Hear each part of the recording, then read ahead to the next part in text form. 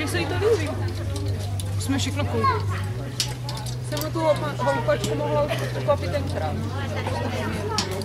Ale z tohoto by teoreticky ani nemusela vypadnout. Neměla by. Jak? U něj nikdy nevíš. Dělá jsi to miminko.